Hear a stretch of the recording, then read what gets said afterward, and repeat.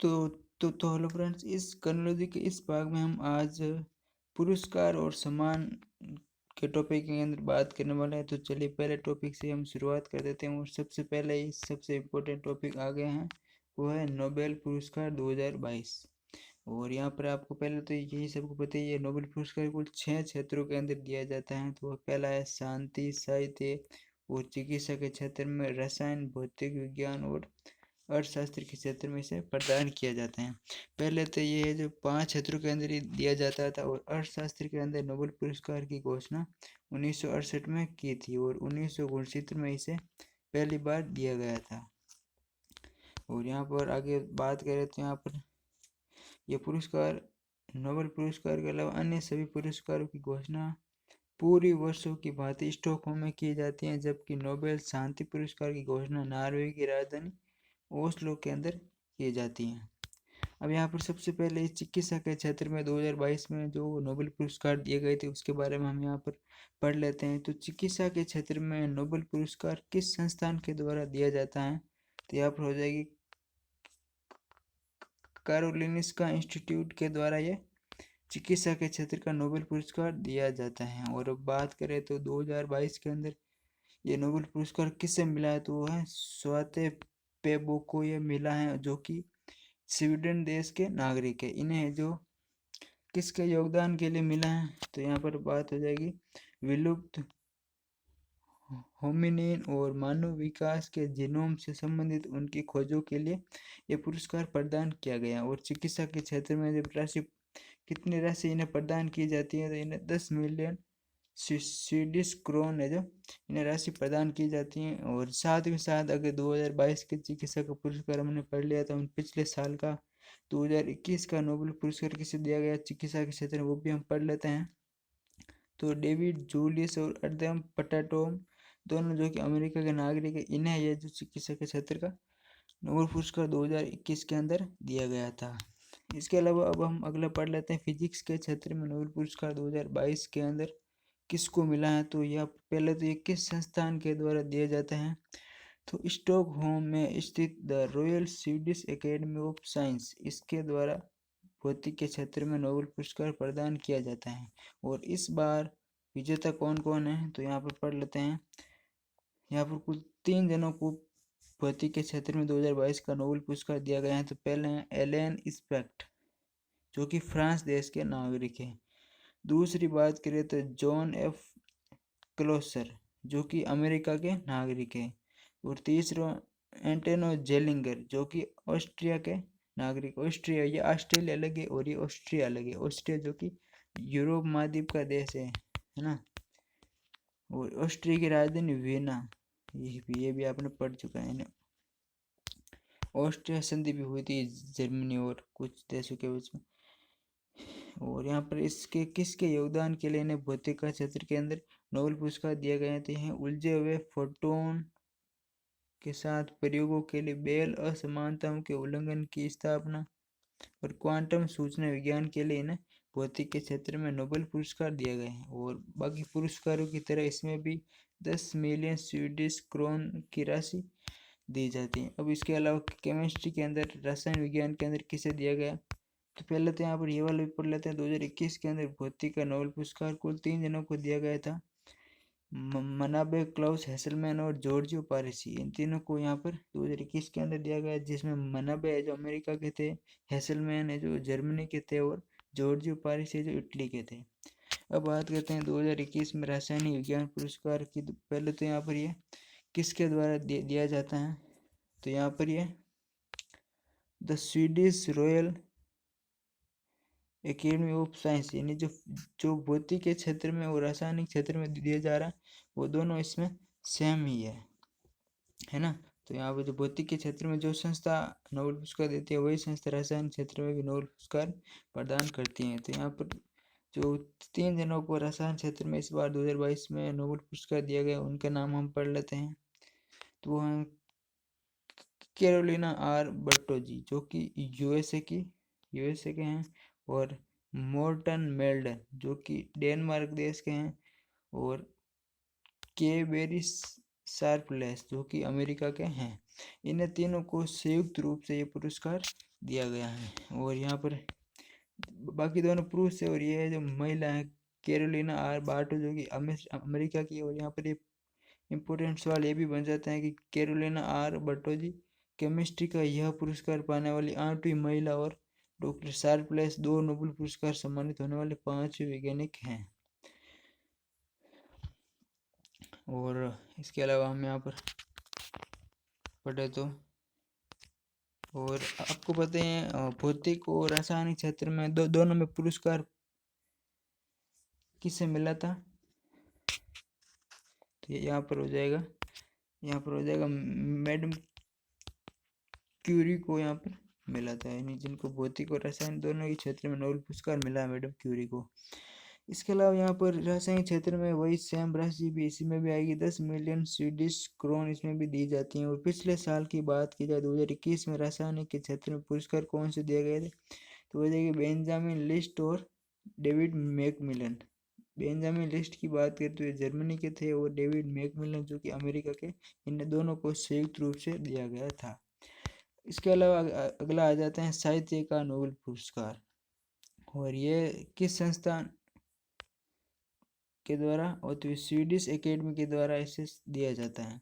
और विजेता कौन है इस बार की? तो फ्रांस की लेखिका है एनी एर्नॉक्स, जो कि हमने पहले प्रश्न में समसामयिक घटनाओं के बारे में पढ़ा था, उसमें भी ये दिया हुआ था। और ये फ्रांसीसी लेखिका, पहली फ्रांसीसी लेखिका जिन्हें ये साहित्य के क्षेत्र में नोबेल पुरस्कार मिला है। और किसके योगदान के लिए मिला है?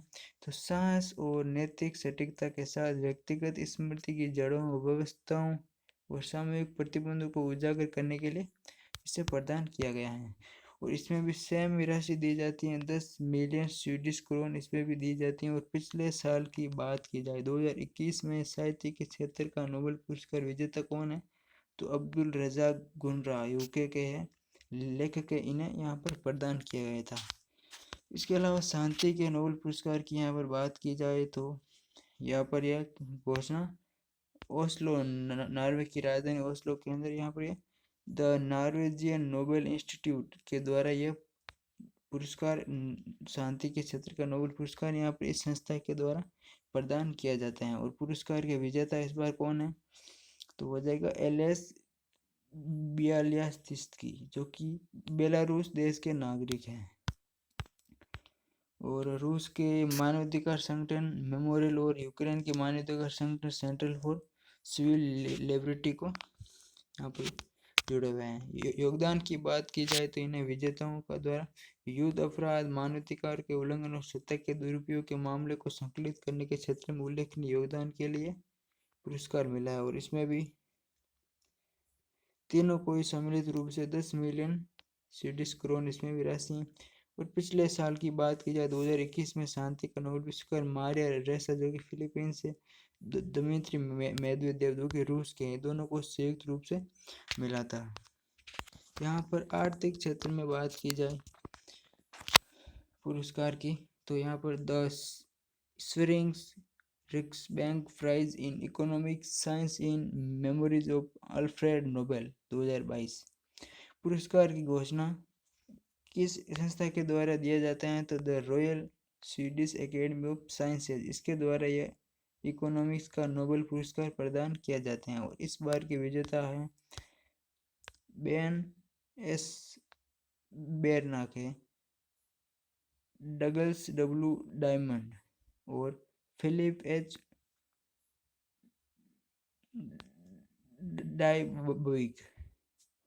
डाइविंग, ये इन तीनों को जो संयुक्त रूप से इकोनॉमिक्स का नोबेल पुरस्कार दिया गया। और अगर मेरा उच्चारण उनके रूप में अगर सही नहीं हो रहा तो यहाँ पर पीडीएफ में आप साफ यहाँ पर ये देख सकते हैं तीनों का नाम।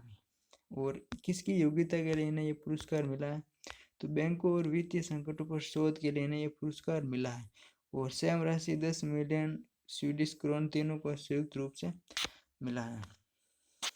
पिछले साल की बात की जाए 2021 में इकोनॉमिक्स के नोबेल पुरस्कार कौन थे?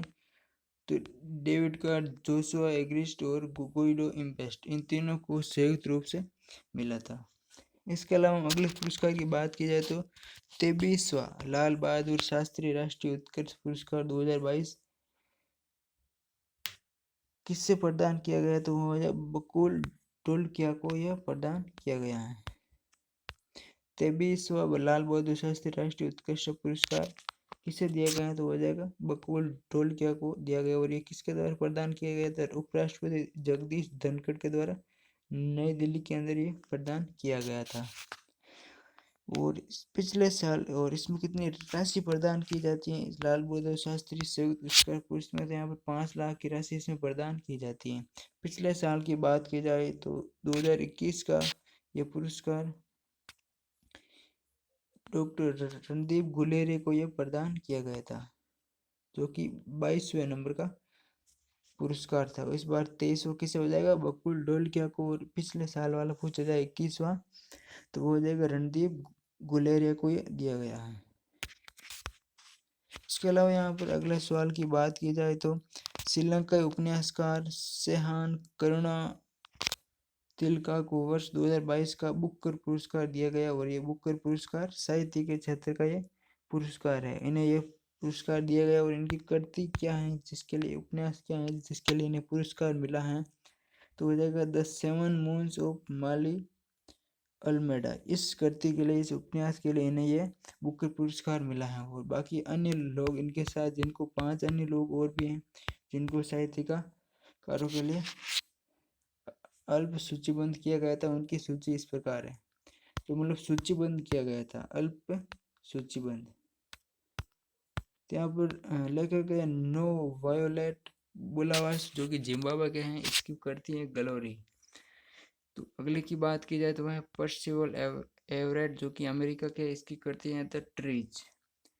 अगले हैं एलन गार्गन, जो कि इंग्लैंड के, इसकी करती है ट्रिकल वाकर। अगले हैं क्लेयर कीगन, जो कि आयरलैंड के हैं। इसकी करती क्या है? तो स्मॉल थिंग लाइक दीज। इसके अलावा अगले वाले की बात की जाए तो एलिजाबेथ स्ट्रास आउट, जो कि अमेरिका के, और इसकी करती क्या है? ओविलियन। इसके अलावा अगले सवाल की बात की, पुरस्कार की बात की जाए तो वह है नॉनसेंस शरणार्थी पुरस्कार, जो कि किसके द्वारा प्रदान किया जाता है?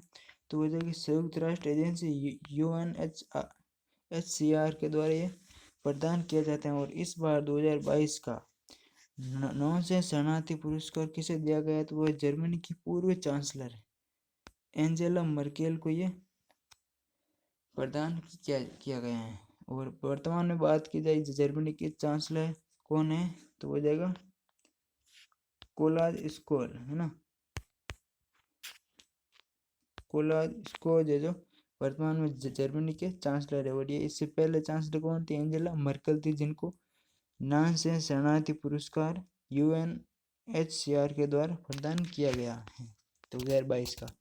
और UNHCR के बारे में यहाँ पर पढ़े तो ये नॉनसेंस शरणार्थी पुरस्कार 1954 से प्रतिवर्ष नॉर्वे के वैज्ञानिक, राजनयिक एवं मानव कल्याण कार्यों के लिए समर्पित फ्रिट्जोफ नानसेन की स्मृति में दिया जाता है। इस पुरस्कार में एक ऐसे व्यक्ति, समूह या संगठन को सम्मानित किया जाता है जिन्होंने अपने आम दायित्व से ऊपर उठते हुए शरणार्थी एवं अंदरूनी विस्थापितों और देशविहीन लोगों की रक्षा के प्रयास किए हैं। 2021 में विजेता की बात की जाए तो किस संस्थान को दिया गया था ये नॉनसेंस शरणार्थी पुरस्कार? तो हो जाएगी जिल अल्बेना एसोसिएशन फॉर ह्यूमैनिटेरियन डेवलपमेंट। इसको ये पुरस्कार प्रदान किया गया था। अगले पुरस्कार की यहाँ पर बात करें तो शस्त्र रामानुजन पुरस्कार 2022 कैलिफोर्निया विश्वविद्यालय अमेरिका के सहायक प्रोफेसर यूकिंग तांग को ये समर्पित किया गया है। 2022 का शस्त्र रामानुजाचार्य पुरस्कार किसे मिला है? तो हो जाएगा यूकिंग तांग, जो कि अमेरिका के हैं। इन्हें यह पुरस्कार दिया गया है। इसके अलावा हम अगले पेज पर आए तो यहाँ पर इस पुरस्कार के बारे में थोड़ा सा दिया हुआ है। इस पुरस्कार को 2005 में कला, विज्ञान और प्रौद्योगिकी और अनुसंधान अकादमी द्वारा स्थापित किया गया था। श्रीनिवास रामानुजन से प्रभावित होकर गणित के क्षेत्र में उत्कृष्ट योगदान देने वाले 32 वर्ष और उससे कम आयु के व्यक्तियों को इस पुरस्कार के तहत $10,000 अमेरिकी की नकद राशि प्रदान की जाती हैं। और वर्ष 2021 यानी पिछले साल का सस्तर रामानुज पुरस्कार किसे दिया गया था? हो जाएगा विल सेविन को ये प्रदान किया गया था। इसके अलावा हम अगले पुरस्कार की यहाँ पर बात करें तो वह है देवेंद्र लाल मेडल 2022। इसके बारे में पढ़े तो ये पुणे स्थित भारतीय उष्णकटिबंधीय मौसम विज्ञान संस्थान IITM के वैज्ञानिक रॉक्सी मैथ्यू कोल को अमेरिकन जियोफिजिकल यूनियन के प्रतिष्ठित देवेंद्र लाल मेमोरियल मेडल से अक्टूबर 2022 में सम्मानित किया गया है। यहाँ पर इस प्रकार आपको ये देख लेना है। और इसमें अगले अवार्ड की हम बात करें तो वो है भारतीय महिला अधिकार कार्यकर्ता को चेंज मेकर अवार्ड मिला है।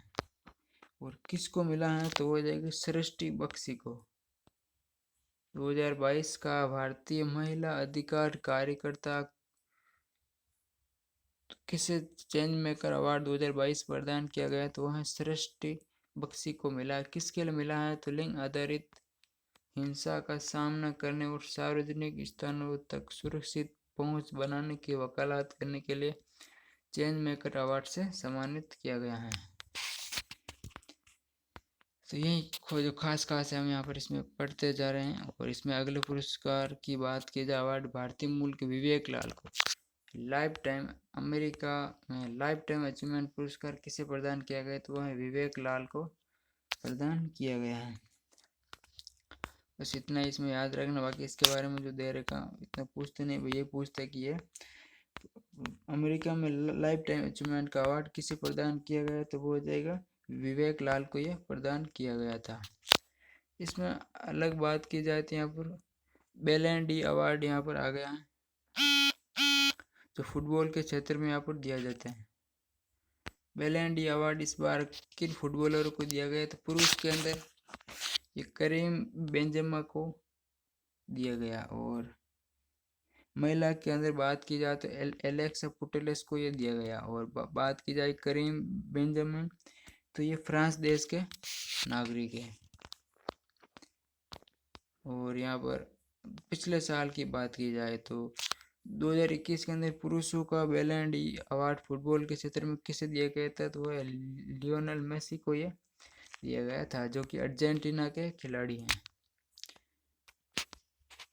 और यहाँ पर महिला फुटबॉलरों का बेलन डी अवार्ड फेमिनिन 2022 की बात की जाए एलेक्सा पुटेलेस, जो कि स्पेन की है। सर्वश्रेष्ठ गोलकीपर की ये यासिन ट्रॉफी किसे प्रदान की गई? तो हो जाएगा थिबोल्ट कार्टोइस, जो कि बेल्जियम के फुटबॉलर हैं। सर्वश्रेष्ठ युवा फुटबॉलर के लिए कोपा ट्रॉफी किसे दी गई? तो वह है गवी, जो कि स्पेन के हैं। और गर्ड मुलर ट्रॉफी यानी कि स्ट्राइकर ऑफ द ईयर किसे मिला है? तो है रोबोट लेवांडोव्स्की, जो कि पोलैंड देश के फुटबॉलर हैं। और क्लब ऑफ द ईयर किसे मिला है? तो मैनचेस्टर सिटी इंग्लैंड को यहाँ पर फुटबॉल के क्षेत्र में 2022 का club of the year award मिला है।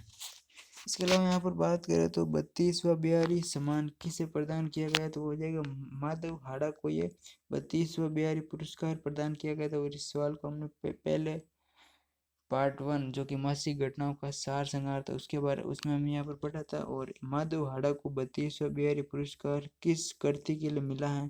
तो वो कृति हो जाएगी पचरंग चोला पहर सकीरे। इसके लिए इसे प्रदान किया गया था और 2015 में ये प्रकाशित हुई थी। और ये किसके द्वारा दिया जाता है? तो के बिरला फाउंडेशन के द्वारा ये बिहारी पुरस्कार प्रदान किया जाता है। और यहाँ पर इसमें के बिरला फाउंडेशन के बारे में यहाँ पर पढ़े तो ये बिहारी पुरस्कार पिछले 10 वर्षों में हिंदी और राजस्थानी में किसी राजस्थानी लेखक द्वारा प्रकाशित उत्कृष्ट कार्य के लिए प्रतिवर्ष प्रदान किया जाता है।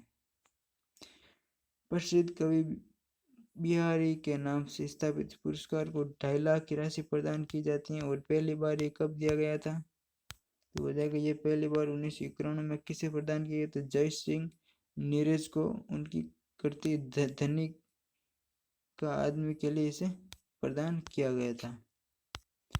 इसके अलावा अगले की बात की जाए तो पिछले साल की बात की जाए तो 31वां बेयरी सम्मान किसे प्रदान किया गया था, तो मधु काकड़िया को मिला था। और इसके उपन्यास का मतलब हम यहाँ थे, इसके लिए इन्हें मिला था।